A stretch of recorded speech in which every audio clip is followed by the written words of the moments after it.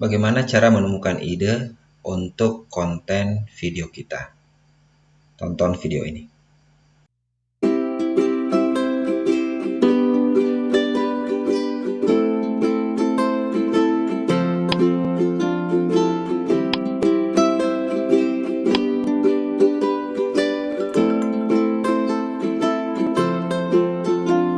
Assalamualaikum warahmatullahi wabarakatuh. Halo Sobat Smart, kembali lagi di Smart 81 Channel, pusat informasi dan tutorial. Masih di segmen Smart Talk, di episode ketiga ini, kita akan membahas bagaimana cara menemukan ide untuk dijadikan konten dalam video channel YouTube yang kita bangun. Menemukan ide untuk dijadikan konten video itu tidaklah susah. Asalkan Sobat Guru punya niat dan kemauan, semuanya bisa teratasi. Berikut 3 tips yang kembali saya ingatkan kepada Sobat Guru, bagaimana cara menemukan ide untuk kita jadikan konten. Kenapa saya menggunakan kata mengingatkan? Karena saya yakin Sobat Guru sering melakukan ini. Oke, tips yang pertama, merenung. Sobat Guru harus banyak merenung. Karena dengan merenung, biasanya ide-ide cemerlang yang ada di kepala kita itu akan keluar. Namun, di sini saya memberikan saran ketika melakukan perenungan, minimal perhatikan 2 hal ini. Yang pertama, tempat. Kenapa tempat? Karena biasanya tempat itu menjadi salah satu faktor otak kita bisa berpikir dengan jernih. Jadi, ketika kita melakukan perenungan, tempat harus mendukung dan itu berbeda untuk setiap orangnya. Saya pribadi menganggap tempat itu mendukung ketika kondisi atau suasana di sekitar tempat tersebut itu tidak bising atau sunyi. Bagaimana dengan Sobat Guru? Kemudian hal yang kedua yang harus diperhatikan dalam melakukan sebuah perenungan, yang kedua sikon, situasi dan kondisi. Untuk situasi atau suasana, ini ada kaitannya dengan hati. Usahakan Sobat Guru ketika melakukan perenungan untuk mencari atau menemukan sebuah ide, hindari suasana hati yang buruk. Karena ini akan sangat berpengaruh. Kemudian untuk kondisi, ini ada kaitannya dengan jasmani kita atau fisik kita.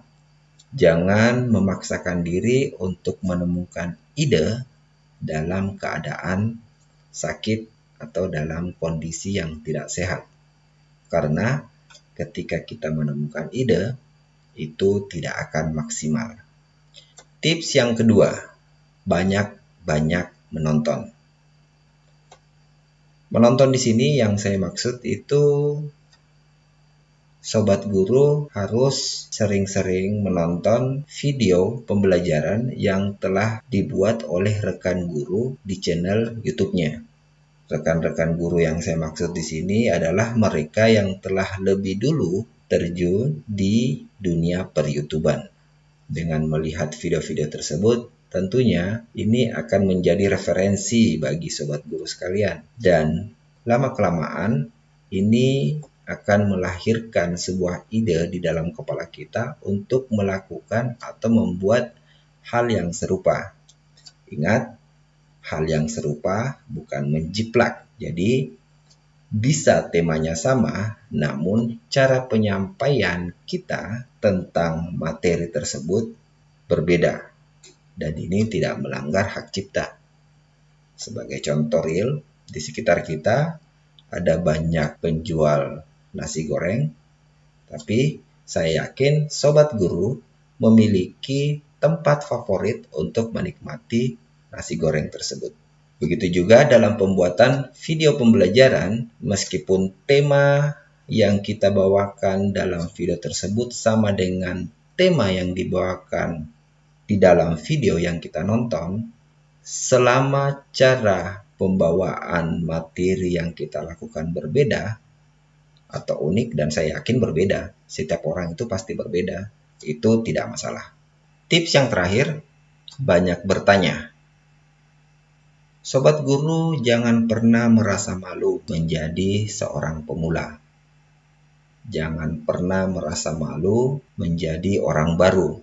Jangan pernah merasa malu untuk belajar, dan jangan pernah merasa malu untuk bertanya. Bertanya pada mereka yang telah lebih dulu bergelut di dunia per-YouTuber. Saya pribadi belajar kepada teman saya yang dari segi umur beliau jauh berada di bawah saya. Bisa dikatakan beliau adalah murid saya. Tapi karena pengalaman beliau, itulah yang kemudian menjadikan saya harus sadar akan posisi saya. Saya adalah orang baru, saya adalah pendatang baru yang bergelut di dunia per-YouTuber, maka mau tidak mau, terima tidak terima, saya harus banyak bertanya kepada beliau.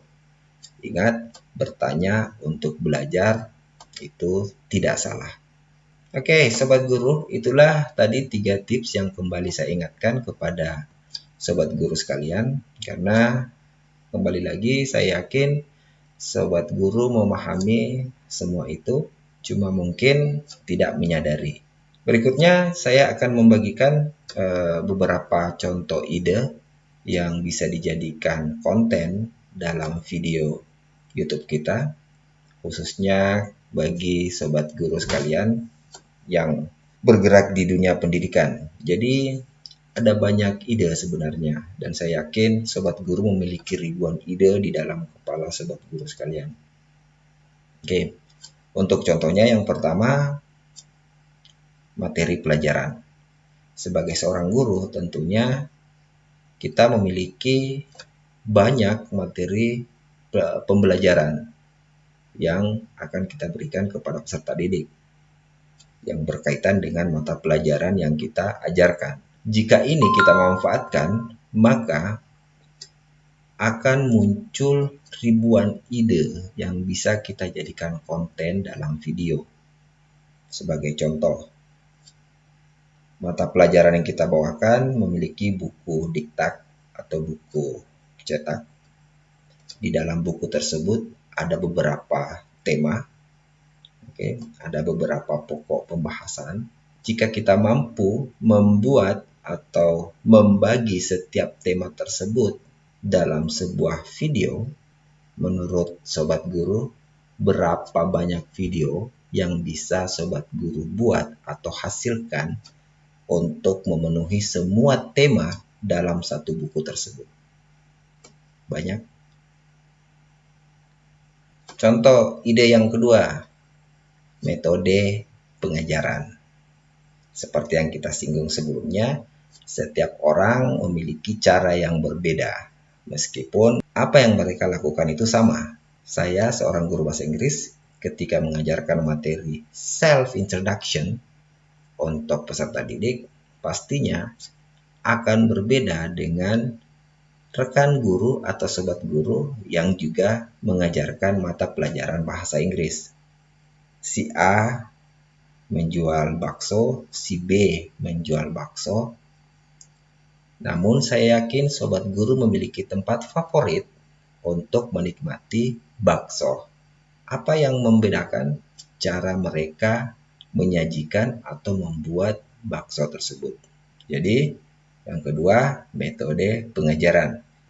Yang ketiga, tips belajar. Ini juga bisa kita jadikan sebuah ide dalam pembuatan video. Jadi, kita membantu peserta didik bagaimana mereka bisa mempelajari materi yang kita berikan. Ini bisa kita sajikan dalam bentuk video, lalu membagikan kepada mereka. Kemudian, contoh ide yang keempat, yaitu hobi sobat guru sekalian. Jika sobat guru memiliki hobi selain mengajar, itu bisa menjadi ide untuk membuat konten dalam video kita. Sebagai contoh, saya seorang guru, hobi saya yaitu mempelajari hal-hal yang berbau desain, apakah itu video editing, ataupun foto desain, maka saya membuat beberapa tutorial bagaimana cara menggunakan aplikasi digital dalam mengedit video atau mengedit foto. Dan itu saya munculkan di channel saya ini. Kemudian ada cara penggunaan aplikasi yang sekarang lagi booming di masa pandemi ini, membuat materi pembelajaran menggunakan PowerPoint dan lain sebagainya. Ada banyak.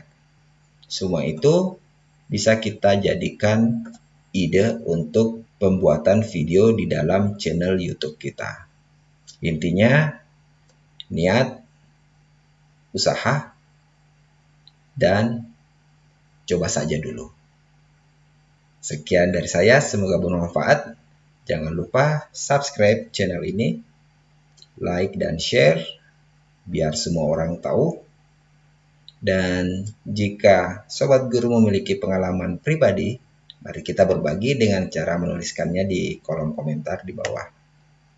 Sekian, Assalamualaikum warahmatullahi wabarakatuh.